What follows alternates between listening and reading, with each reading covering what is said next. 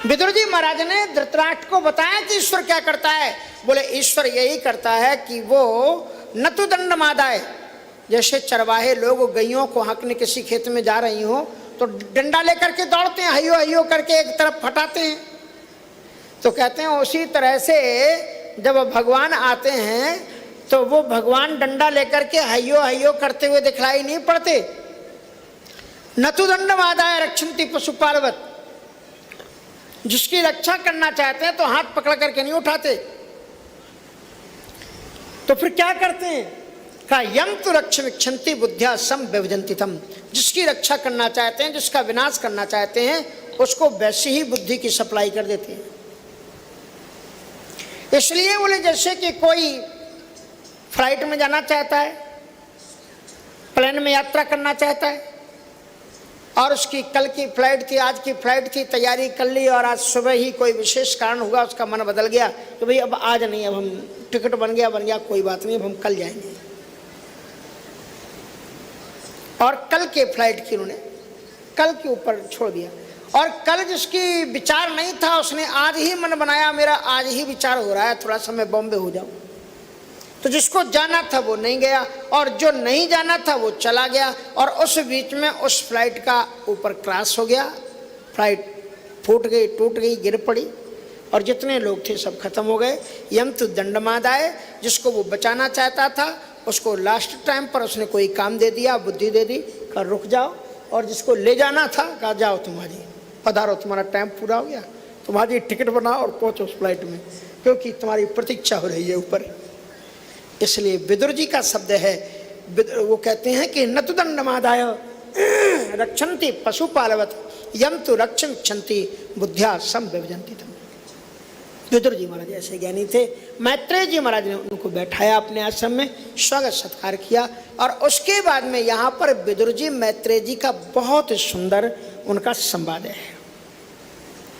विदुर जी महाराज ने उनसे बड़े सुंदर सुंदर प्रश्न पूछे हैं। एक प्रश्न उन्होंने पूछा है कि सुखाय कर्माणि करोति लोके न तैः सुखम वान्यदुपारमं वा विन्देति भूयस् ततएव दुःखम यदत्र युक्तम भगवान वदेन्नः। कहते हैं कि सुखाय कर्माणि करोति लोके, दुनिया के जितने भी प्राणी हैं वो हर एक कर्म सुख प्राप्त करने के लिए करते हैं, लेकिन हम देखते हैं कि उन्हें सुख की बजाय दुख ही ज्यादा मिलता है। सुखाय कर्माणि करोति लोके न तैः सुखम, उनके जीवन में सुख नहीं मिलता उन्हें। वान्यदुपारमं वा विन्देत भूयस् ततएव दुःखम, इतना प्रयत्न व्यक्ति दिन रात लगा हुआ है, भाग रहा है, घर धंधों में लगा हुआ है, ज्यों कोल्हू का बैल, कथा में टाइम नहीं है उसको। पुरुषोत्तम मास आ जाए, कोरोना आ जाए,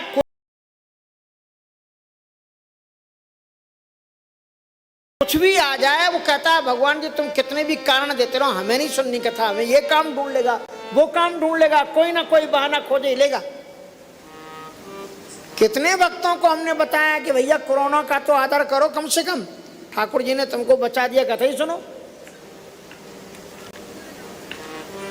विन्देत भूयस, इतना निरंतर भाग दौड़ करने वाला व्यक्ति प्रयास करता है कि मुझे सुख मिल जाए, लेकिन सुख की बजाय उसे दुख ही क्यों मिलता है, और फिर सुख प्राप्त करने का तरीका क्या है। तो बहुत सुंदर उत्तर दिया है कि मनुष्य, संसार का मनुष्य आज तक यही नहीं जान पाया है कि वास्तविक सुख क्या है और दुख क्या है। वो दुख को ही सुख मान करके भोग रहा है और सुख में दुख की अनुभूति करके उसको त्याग कर देता है। सोचता है कथा में जाएंगे, 3 घंटे फिर बैठे रहेंगे, फिर बीच में कहीं उठे तो महाराज कुछ कहना दें, कोई पता नहीं, इसलिए अब रहन दो, ऐसी ठीक है। श्रीमद् भागवत में उत्तर देती है सुख प्राप्ति का साधन क्या है, कहां सुख मिलता है। अशेष संक्लेश समं विधत्ते गुणानुवाद श्रवणं मुरारे। अशेष संक्लेश समं विधत्ते गुणानुवाद श्रवणं मुरारे। कुतः पुनस्त चरणारविंद पराग सेवा रतिरात्मलब्धा। कुतः पुनस्त चरणारविंद पराग सेवा रतिरात्मलब्धा। सत्कर्म करने से मनुष्य के दुखों का नाश होता है, लेकिन जब बहुत अत्यधिक सत्कर्म करने से भी दुखों का नाश ना होता तो तुम्हारे जीवन के जितने भी क्लेश है अशेष संक्लेश समं विधत्ते गुणानुवाद श्रवणं मुरारे। भगवान श्याम सुंदर की नित्य मंगलमयी कथा को श्रवण करने से तुम्हारे जीवन के जितने भी कष्ट हैं उन सारे कष्टों की निवृत्ति हो जाती है। गुणानुवाद श्रवणं मुरारे। इसलिए कुता पुनस्त चरणारविंद पराग सेवा रतिरात्मलब्धा। तो भगवान की केवल कथा श्रवण करने से ही जीवन के जितने दुख हैं उनके नाश हो जाता है। और उस कथा को श्रवण करने से अगर कहीं भगवान के चरणों में प्रेम का उदय हो जाए तो कुता पुनस्त चरणारविंद पराग सेवा रतिरात्मलब्धा। अगर भगवान के पादार बिंदों में चरणों की रति हो जाए, ठाकुर जी की आप घर में बैठा करके गोविंद की पूजा करें, उनकी सेवा करें, तो फिर तो सौभाग्य की बात ही क्या कहना। संसार के किसी भी प्राणी से आप पूछो आप क्या चाहते हो, every person will give only one answer, we want blissful life. आनंदपूर्ण जीवन की तलाश में दुनिया का हर एक इंसान भटक रहा है, दिन रात लगा हुआ है उसकी तलाश में। वही बात उन्होंने प्रश्न में कही है कि सुखाय कर्माणि करोति लोके न तयि सुखम वान्यते पारमम्बा। किसी भी मनुष्य से पूछो तुम क्या चाहते हो तो वो कहेगा सुख चाहिए, मुझे शांति चाहिए। तुलसीदास जी कहते हैं ये बड़ी अच्छी बात कहते हो तुम, लेकिन उन्होंने कहा कि तुमको ज्ञान नहीं है। ऐसे लोग जो सुख मांगते हैं, सुख चाहते हैं, तुलसीदास जी ने उनके लिए एक कठोर सदैवी कहा है, मूढ़ का है। कालों के सुख तो चाहते हैं लेकिन वो सुख रूपी फल जिस वृक्ष में लगता है उस वृक्ष को तुम अपने घर में लगाते ही नहीं। एक व्यक्ति के पड़ोस के घर के हाथे में, हाथा माने जानते हो ना, उसकी बाउंड्री के अंदर में आम के पेड़ लगे हुए थे। चैत्र के महीना आया और पके हुए आम के फल दिखलाई पड़े और वो बगल वाले ने जिसका आता था उसने बबूल के कांटे लगा रखे थे, बबूल के पेड़ लगा रखे थे। अब बबूल तो जब सूखता है तो उसके कांटे झड़ते नीचे, और बगल वाले में आम के फल लगे हुए थे स्वादिष्ट मधुर। तो उनको देख करके ललचा के कहता है, अपनी पेड़ की ओर देखता है, कहता है यार ये वाले फल हमारे पेड़ में क्यों नहीं लगते, हमारे इधर क्यों नहीं लगते। तो कबीर साहब ने उत्तर दिया, बोले तूने बोया पेड़ बबूल का तो आम कहाँ ते हो। तूने अपने घर में पेड़ तो बबूल का रखा है, तो बबूल से काटे ही तो झड़ेंगे, आम कहाँ से हो जाएगा। तो गोस्वामी जी कहते हैं कि सुख रूपी फल जिस वृक्ष में लगता है तो वो वृक्ष लगाता ही नहीं है। सुख चाहे मूढ़े ना धर्म रता, सुख चाहे मूढ़े ना धर्म रता, मति थोरे कठोर ना कोमलता, मति थोरे कठोर ना कोमलता, सुख चाहे मूढ़े ना धर्म रता, सुख चाहे मूढ़े ना धर्म रता। वे लोग मूर्ख हैं जो सुख की कामना तो करते हैं, लेकिन वो लोग सुख चाहें मूढ़। वे लोग मूढ़ हैं, सुख तो चाहते हैं, लेकिन सुख की प्राप्ति जिस धर्म से होती है उस धर्म में अनुरक्त ही नहीं है। सुख चाहें मूढ़, लेकिन ना धर्म रत।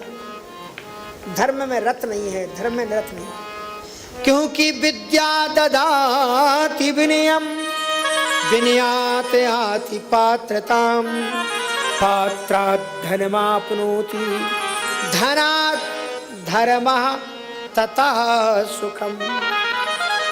धन के द्वारा धर्म करो, धन के द्वारा तीर्थ यात्रा करो, धन के द्वारा सत्पुरुषों की सेवा करो, धन का ऐसे पवित्र मास में दान करो, कल्याण करो, और उसके द्वारा धना धर्मा, धन के द्वारा धर्म करो, और ततः सुखम, धर्म के द्वारा सुख मिलेगा। धर्म करते नहीं, सुख चाहिए तुमको।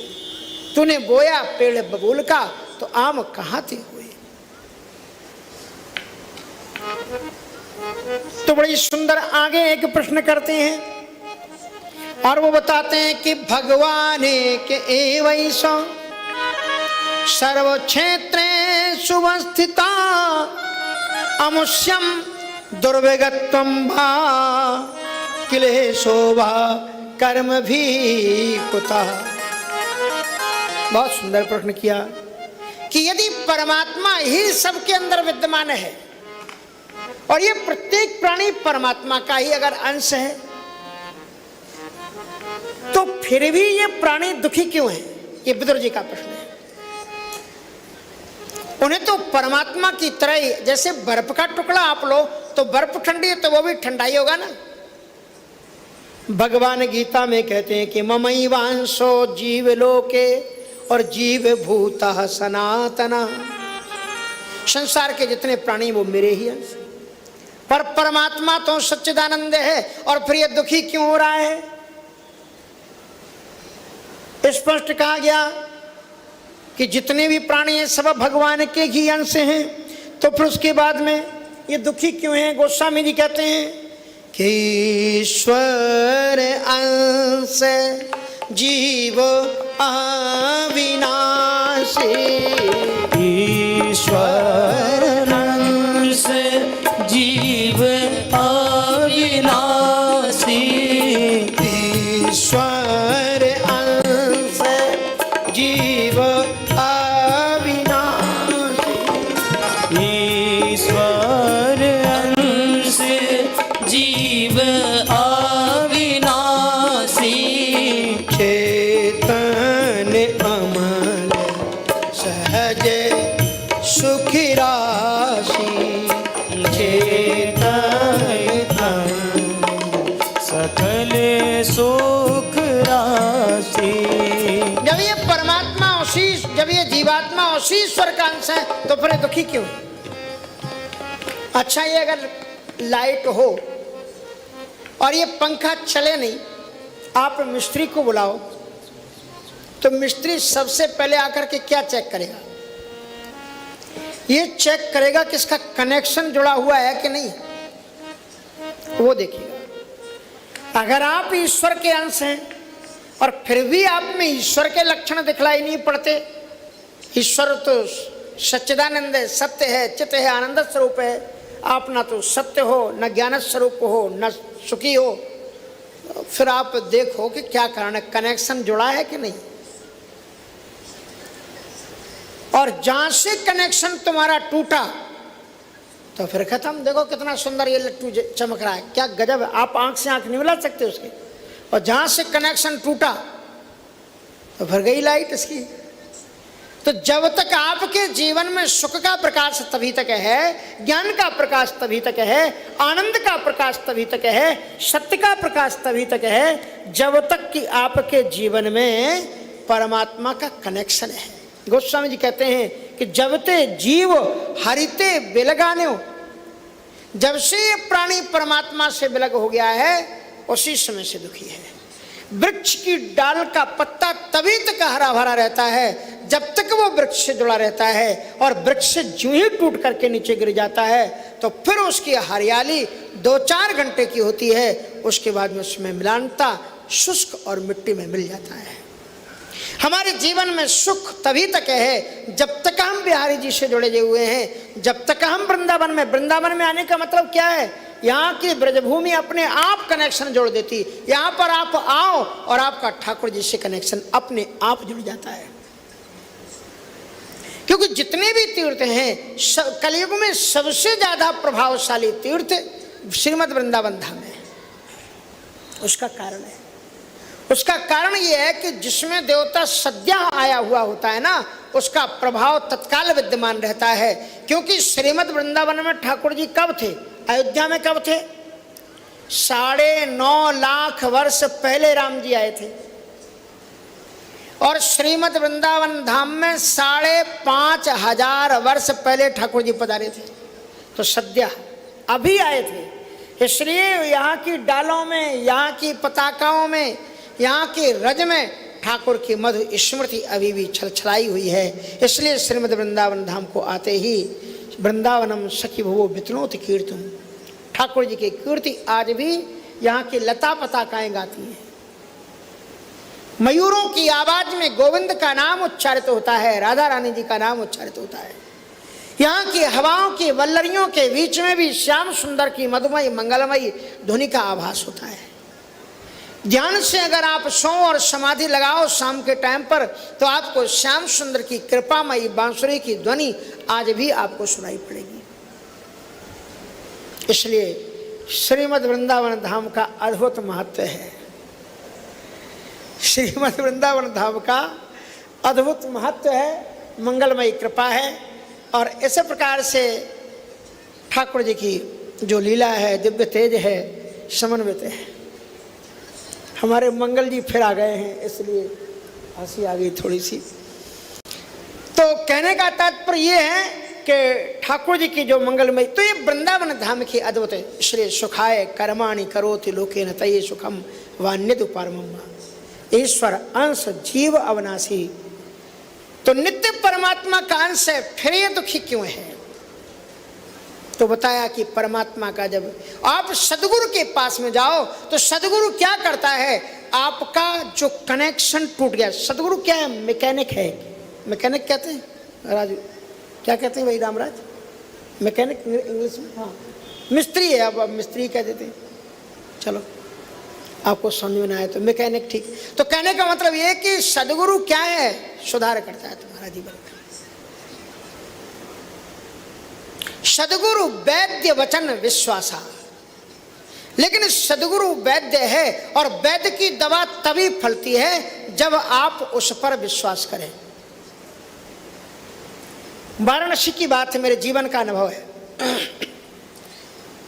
वेदांत से आचार्य कर रहा था, कुछ सामान्य मुझे ठंडियों में अक्सर कुछ बुखार जैसा आ जाता था शाम को, मुझे मालूम नहीं था क्यों। तो मैंने सोचा कि चलो मैं वैद्य जी के पास जाऊं, तो वैद्य जी के पास गया। अब वैद्य जी ने मेरा हाथ देखा और देखने के बाद में उन्होंने कहा कि काउंटर में वो लिख देते थे क्या क्या दवाइयाँ हैं। अब वो आयुर्वेद में की बड़ी समस्या है, अभी तो बहुत कुछ सुधार किया है हमारे आयुर्वेद में। नहीं तो जब आप रोग बताओ कि महाराज क्या रोग है, बोले ये, उसी समय फिर वो जंगल में जा करके वो जड़ी बूटी खोजने जाएंगे, फिर ला करके उसको रगड़ेंगे, फिर उसको बनाएंगे, फिर धरेंगे। अब तो कैप्सूल मिलने लग गए, गोलियां मिलने लग गई, बहुत बड़ा उत्थान हुआ। आयुर्वेद की महाराज पूरे विश्व में मांगे है, क्योंकि यही एक औषधि ऐसी है जो आपके किसी दूसरे अंग को बगैर क्षति पहुंचाए आपको स्वस्थ करता है। और इसका आयुर्वेद की एक विशेषता और है, ये जड़ से, ये पहले ये तलाश करता है कि ये रोग पैदा कहाँ से हुआ। ये ऊपर से उखाड़ के नहीं फेंकता, जड़ से उखाड़ के फेंकता है। अगर जड़ बनी रहेगी तो फिर पैदा हो जाएगा रोग। इसलिए महाराज उन्होंने देखा उसको, और देखने के बाद में फिर हमको उन्होंने, अब क्या करते हैं कि वो दवाइयाँ लिख देते हैं कि ये दवाइयाँ मिला करके और इनको इतने दिनों की पुड़ियाँ बना करके दे दो, 3 टाइम लेनी है तो 9 दिन की दवाइयाँ। और फिर उन्होंने अच्छा अभ्यास होता है, जल्दी जल्दी करके बना के दे दिया। अब मेरे ही सामने उसमें ला करके हमने सब रख दिया, खाई ही नहीं मैंने। उसका कारण था वो फ्री मिल गई थी, हमको फ्री मिली थी इसलिए। अगर वो पैसा लगते तो अरे ये 500 रुपए की दवा आई है, वो फ्री मिल गई थी तो रख दी, फेंक दी। अब बाद में महाराज क्या हुआ कि कालोपरांत में वो जब ठीक नहीं हो रहा था तो उन्होंने कहा कि आप किसी अच्छे आयुर्वेदिक डॉक्टर को दिखाओ। तो उन्होंने कहा हाँ मैं भी चाहता हूँ दिखाऊं, क्योंकि एलोपैथिक वाले ने बताया कि आप आयुर्वेदिक डॉक्टर को दिखाओ। हमने कहा ठीक है। अब महाराज हमने कहा सबसे अच्छा डॉक्टर कौन है? कहा वो काल भैरव के पास में, उधर आप पंचगंगा घाट तरफ जाते हो तो उनका मकान है, उन्होंने वहाँ पर भी अपना ऑफिस खोल रखा है। अब जब मैं वहाँ पर पहुँचा तो देखते से ही होश उड़ गए, ये तो वही डॉक्टर साहब थे जिन्होंने हमको वहाँ पर दी थी दवा और हमने चटनी चूर्ण समझ करके फेंक दिया था।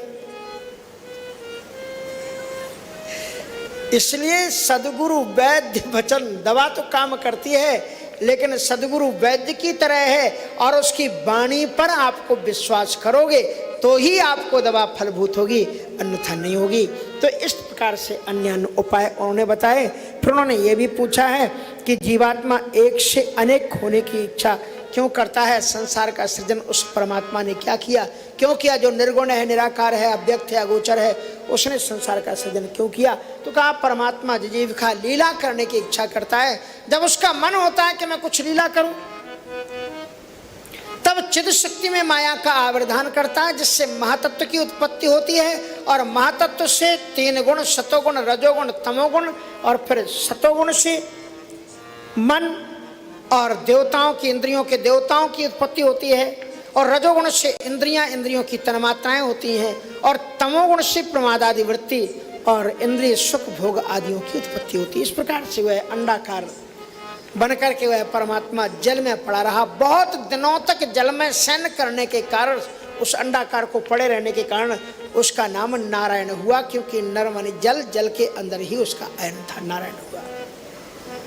अब अंडा तो हो गया हमारा, लेकिन उसमें कोई क्रिया शक्ति नहीं थी, अब अंडा ही रखा, उसको क्या करें? तो महाराज फिर 24 तत्वों ने मिलकर के उसकी प्रार्थना की।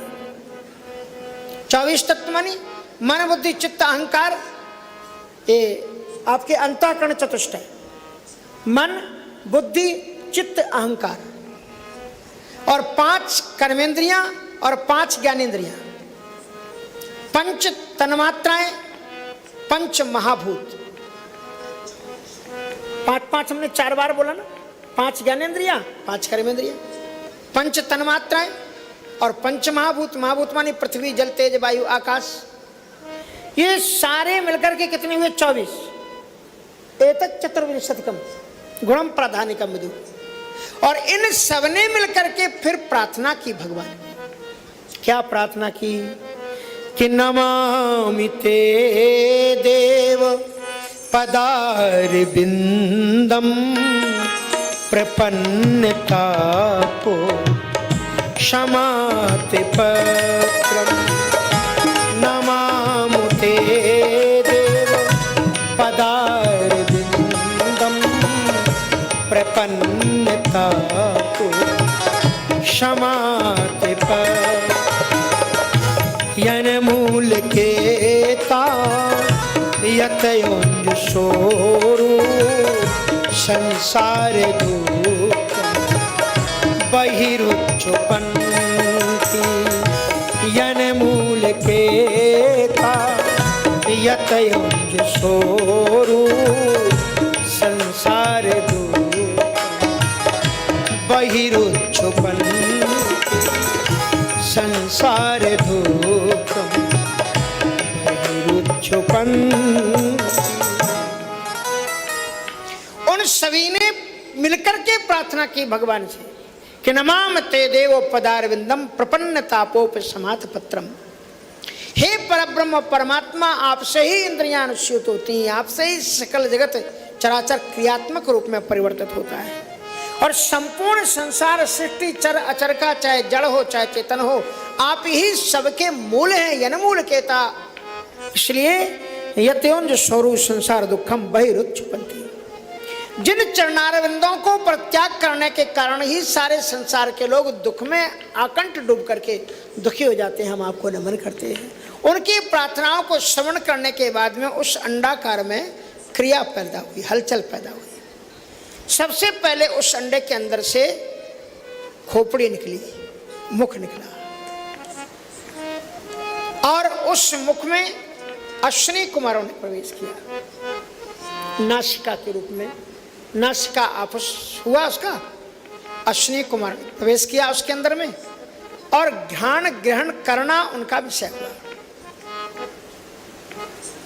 अग्नि ने जिह्वा के रूप में प्रवेश किया, रसनेन्द्रिय इंद्रिय कहलाई, और रस ग्रहण करना उसका विषय हुआ। दो चक्षु गोलक निकले, सूर्य और चंद्र ने उसमें प्रवेश किया, और दृश्य उनका स्वरूप हुआ, रूप देखना, तेज और रूप देखना। दो कर्ण छिद्र निकले, उसमें वायु ने प्रवेश किया, वायु देवता ने, और उनका शब्द श्रवण करना उनका विषय बना। हस्तारविंद, पादारविंद आदि निकले, और देखते देखते अपानि पादौ सहजा गृहीत्वात् उस विराट परमात्मा की उत्पत्ति होगी।